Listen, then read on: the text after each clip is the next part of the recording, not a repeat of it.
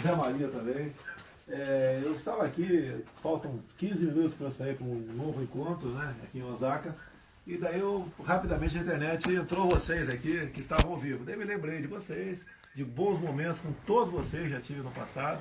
E lembrei-me que, caso pudesse ser útil, seria motivo de satisfação e orgulho poder dirigir algumas palavras e submeter algumas perguntas por parte de vocês também. Tá ok? Tá ok, presidente. Queremos saber exatamente como é que foi o seu dia aí no Japão, quais são as atividades que o senhor está tendo por aí. O dia é bastante corrido, são as reuniões aqui do G20, os encontros bilaterais. Nossa equipe está bastante feliz porque, segundo o pessoal de Itamaraty, nunca um presidente, né, foi tão procurado por líderes como estamos sendo no momento. Então é um trabalho muito intenso, o mundo está de olho em nós, o mundo quer realmente que o Brasil recupere a sua confiança e que volte a ter aquele prestígio que tinha de décadas atrás. É isso que o pessoal quer, que afinal de contas, né, nós somos um país com 200 milhões de habitantes, um país riquíssimo, um potencial enorme e, como sempre tenho dito, tem tudo para dar certo. Falta pouca coisa, né? Nossa classe política, como incluo no meio também, nos acertarmos para que o Brasil realmente deslanche. Obrigado. Presidente Augusto Nunes, é um prazer voltar a falar com o senhor. E eu queria saber como é que foi essa reviravolta com o Macron na França. Estava querendo dar mitos do Brasil, mas acabou convidado para conhecer a Amazônia, né? Eu falei para ele, convidei, né? Falei, olha, de Boa Vista a Manaus, são mais ou menos 2 horas de voo. Tu olha para baixo, não vê nada de degradado no tocante ao meio ambiente. É um país enorme. Eu falei, nem quero comparar com a Europa, né, que aqui não tem mais nada. Mas o nosso Brasil, a Amazônia, enquanto eu for presidente, ela é nossa. E nós pretendemos explorá-la de forma racional. Convido a explorar a Amazônia conosco. O mesmo falei com Angela Merkel. E a Merkel tinha uma posição anterior de querer falar grosso comigo por ocasião da reunião. Então, nos encontramos. Antes da reunião, falei para ela das questões do Brasil, que no passado presidentes vinham para reuniões como essa e voltavam para o Brasil, demarcando 10, 20, 30 reservas indígenas, fazendo um estrago, no meu entender, nesta que eu chamo de neurose ambientalista. E foi uma conversa bastante saudável com ela, bacana. Ela foi para a reunião depois, não tocou no assunto, e continuamos nos olhando, trocando sorrisos amáveis, foi excepcional. O que falta aqui que eu vejo, Augusto, é você conversar com as autoridades de igual para igual, e não ficar se submetendo ao capricho por parte deles. Com o Macron também, uma conversa bastante saudável, sentamos, uns 20 minutos de conversa, e também queriam uma cláusula extra na questão do Mercosul, falando em Acordo de Paris, tiramos isso fora. Porque eles pressionam sempre a gente, eles agem de maneira certa, porque estão defendendo o interesse dos seus países. Agora nós temos que defender os nossos interesses. Então acho que uma conversa dessa maneira, de igual para igual, sem sofrer pressões, é que você consegue, primeiro, mostrar para o mundo que o Brasil é um país que merece respeito e que as coisas começaram a mudar no Brasil. Com a nossa chegada ao governo. Agora, toda essa vitória, não só aqui, em especial essa questão do Mercosul, eu devo à equipe fantástica de ministros que nós conseguimos trazer para o governo, como a Tereza Cristina, excepcional nessa questão, o ministro Ernesto Araújo do Meio Ambiente, das Relações Exteriores, também, o Ricardo Salles, que participou também lateralmente disso tudo, na questão ambiental, o Paulo Guedes, o ministro Onix na Casa Civil, que é uma função complicadíssima dele. Eu costumo dizer que é o fusível, né? Que primeiro queima em qualquer crise política, e ele está cada vez mais fortalecido. O Onix foi um gigante negociando com os vinicultores do Rio Grande do Sul. Foram 20 dias no Brasil de reuniões quase que diárias com essas pessoas, e foi chegado a um acordo na questão dos vinhos, questão dos laticínios, carne, açúcar. Então foi fantástico para o Brasil. Agora o que eu acho, me desculpa, né, modéstia à parte, é exatamente ter a sorte e a felicidade que eu estou tendo de contar com uma equipe de maravilhosas pessoas integrando o nosso ministério, escolhidos por critérios técnicos, que estão abertos a atender a todos, principalmente a classe política, deputados e senadores, que nos procurem à vontade, os ministros, o que for possível atendê-los, havendo recurso, obviamente, nós estamos prontos para atender a todos. O Brasil, se Deus quiser, ocupará o lugar de destaque que ele merece no cenário mundial.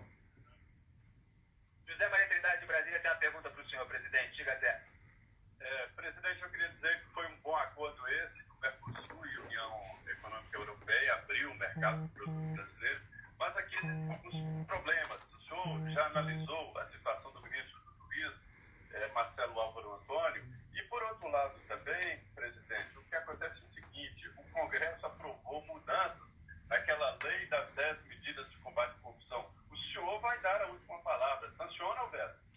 Olha, ô Zé Maria, projetos do Congresso que saem por executivo, depois votar nas duas casas, é como o parto lá antigamente, né? Quando eu nasci, você só sabia o sexo depois que a criança saía para fora do ventre da mãe. Então eu só posso falar com propriedade a questão das 10 medidas contra a corrupção depois que chegar à minha mesa. Até lá eu não sei o que vai estar nessas medidas. Eu conheço bastante o parlamento, sei que existe um traje de influência muito grande lá dentro, sei que uma minoria, mas de pessoas bastante influentes, geralmente conduzem esses projetos para interesses pessoais muitas vezes, mas eu quero acreditar no Congresso até que essa criança nasça, né? Quando nascer, chegar em minha mesa, eu como parteiro vou decidir o que vou fazer. Pode ter certeza que faremos o melhor para o Brasil. Reconheço que em todas as profissões existe abuso, até na de vocês, jornalistas. De vez em quando tem um colega ao teu lado aí que fala pelos cotovelos, não tem relação nenhuma que ele está falando, ele está tomando uma posição pessoal, política ou interesseira, e essa pessoa tem que ser orientada, conversada, até mesmo afastada do jornalismo, da carreira militar, ou do parlamento, ou ser ignorado. É isso que nós pretendemos fazer nessa questão. Quanto ao Marcelo Álvaro Antônio, estamos acompanhando o caso, obviamente que a nossa preocupação é o que está acontecendo aqui em Osaka, é o Mercosul, e chegando ao Brasil, vou conversar com o ministro Sérgio Moro, porque o processo está nas mãos deles. Agora, o que eu decidi e determinei ao ministro da Justiça essa semana, o que traz à tona esse caso, o Marcelo Álvaro Antônio, são uma ou duas pessoas lá em Minas Gerais, que recebeu uma quantidade de dinheiro do fundo partidário não compatível com o número de votos. Que eu pedi para ele que faça o devido processo, instale o devido processo em todos os partidos, onde realmente pessoas receberam vultosas, em especial mulheres, né?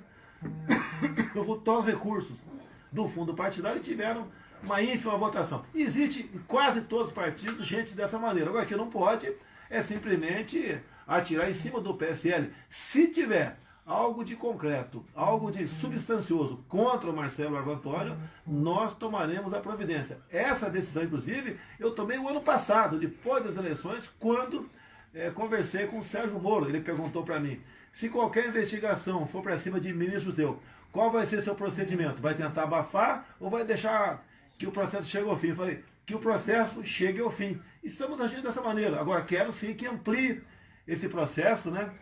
De modo que punam-se os culpados, mostrem realmente todos aqueles que receberam recurso enorme e depois tem uma votação diminuta. Obviamente, o grande indicador é que houve alguma coisa de errado por ocasião da campanha desse candidato.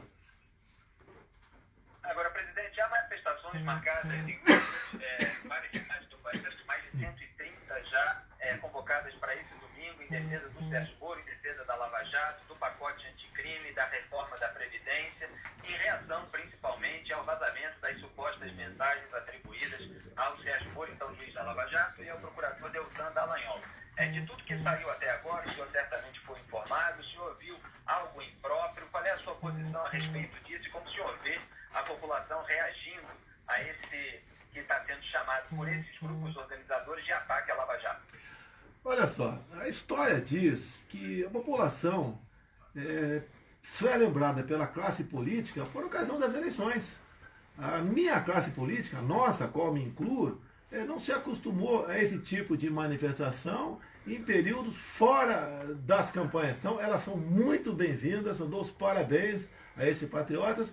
Questões da rua, pelo que eu estou vendo, né, é exigir por parte do parlamento que algumas medidas sejam votadas, a questão do pacote anticrime,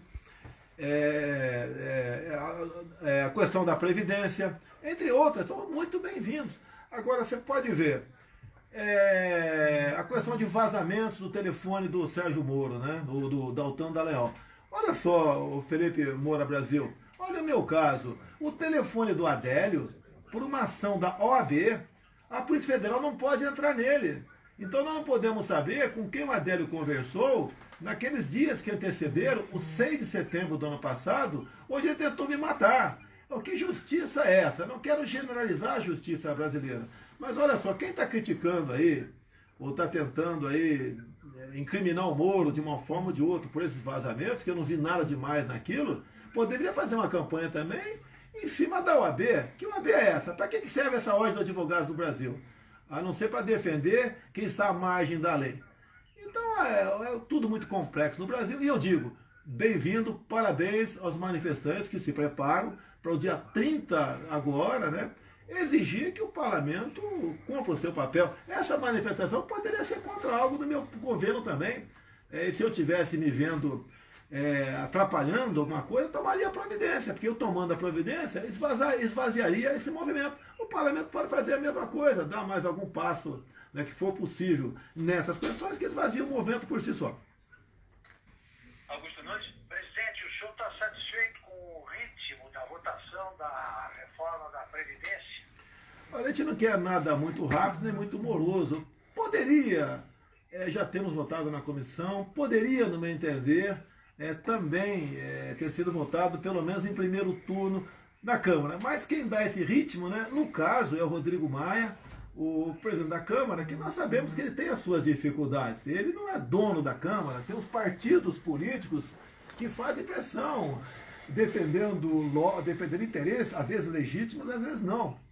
Mas eu acredito que o Rodrigo Maia bote em votação a semana que vem e na próxima semana faça pelo menos o primeiro turno dentro do plenário da Câmara. Será muito bem-vindo, uma tremenda sinalização a todos aqui no Brasil, né, que nós queremos resolver essa questão de forma definitiva, fazer uma boa reforma da Previdência, de modo que o futuro presidente, quem assumir em 23, não tem que fazer a mesma coisa. Caminhando aqui para o final, José Maria Trindade, as últimas perguntas. Eu peço que seja a última, Trindade, por favor. Eu peço que seja a última, que estão me cobrando aqui uma saída agora aqui. Presidente, o seu governo tem uma característica de apoio popular. E ontem a CNI divulgou a pesquisa lá, indicando a queda entre os que consideram bom e um aumento dos que consideram ruim e péssimo. O senhor ficou preocupado com essa situação? Bem, se eu acreditasse em pesquisa, eu não seria presidente. Eu acho que eu te respondi, Zé Maria. Tá legal? Eu não posso ser um presidente